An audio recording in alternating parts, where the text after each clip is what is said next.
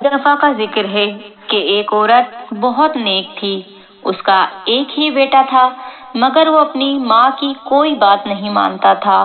اس کی ماں اسے روز نماز پڑھنے، قرآن پڑھنے اور نیک کام کرنے کا کہتی تھی، مگر وہ اپنی امی کی نافرمانی کرتا تھا اور ان کا کہنا بھی نہیں مانتا تھا۔ اس کی ماں اس سے بہت پریشان تھی۔ اس کی ماں اللہ کے ولی حسن بصری رضی اللہ تعالیٰ عنہ کی مریدنی تھی۔ ایک مرتبہ اس کا بیٹا بہت بیمار ہو گیا اور ماں کی گود میں سر رکھ کر رونے لگا اور کہنے لگا، ماں مجھے معاف کر دو، میں نے آپ کو بہت پریشان کیا ہے اور اب مجھے لگتا ہے کہ میرا اب اس دنیا سے جانے کا وقت آ گیا ہے۔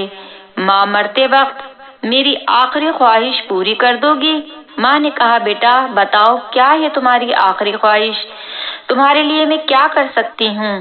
تو بیٹے نے کہا، جب مجھے موت آئے تو اپنے پیر و مرشد سے میرا جنازہ پڑھانے کی سفارش کرنا، اگر وہ آئیں گے تو اور لوگ بھی ان کے ساتھ آئیں گے اور میرے جنازے کو کندھا بھی دیں گے، ورنہ میں نے تو اپنی زندگی میں کوئی ایسا کام نہیں کیا۔ یہ کہتے ہوئے وہ زاروں قطار رونے لگا۔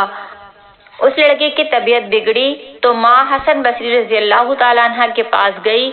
حضرت، میرا بیٹا موت اور حیات کی کشمکش میں ہے، اس نے آپ سے جنازہ پڑھانے کی سفارش کی ہے۔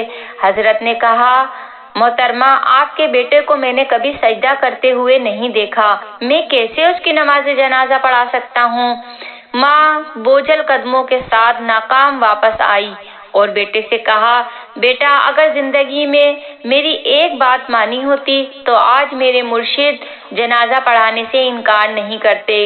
بیٹا حسرت بھری آنکھوں سے ماں کی بے چینی کو دیکھتا رہا اور رونے لگا۔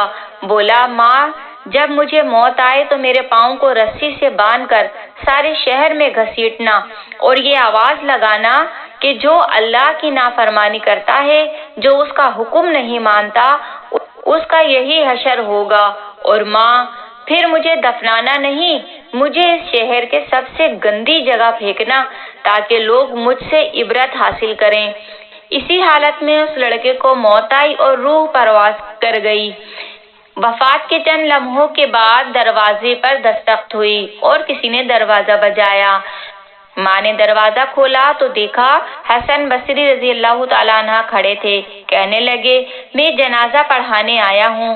ماں بولی، حضرت میرا بیٹا فوت ہو گیا ہے، یہ صرف مجھے اور میرے بیٹے کو پتا ہے، آپ کو کیسے پتا چلا؟ حضرت فرمانے لگے، جب آپ واپس آئیں تو میں سونے کے لیے لیٹ گیا تھا، میری جیسے ہی آنکھ لگی اور مجھے نیند آ گئی، جیسے ہی مجھے نیند آئی تو مجھے اللہ کی طرف سے آواز آئی، اے حسن، تو نے اللہ کے دوست کا جنازہ پڑھانے سے کیسے انکار کیا؟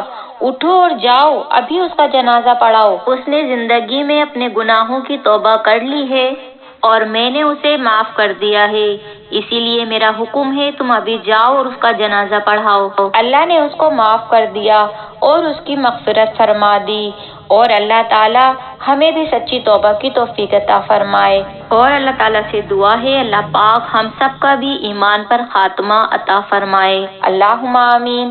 تو پیارے بچوں، کیسی لگی آپ کو کہانی؟ اور اچھی اچھی کہانی سننے کے لیے ہمارے چینل کو سبسکرائب کر دیجیے گا۔ ملتے ہیں اگلی کہانی میں، جب تک کہ اللہ حافظ۔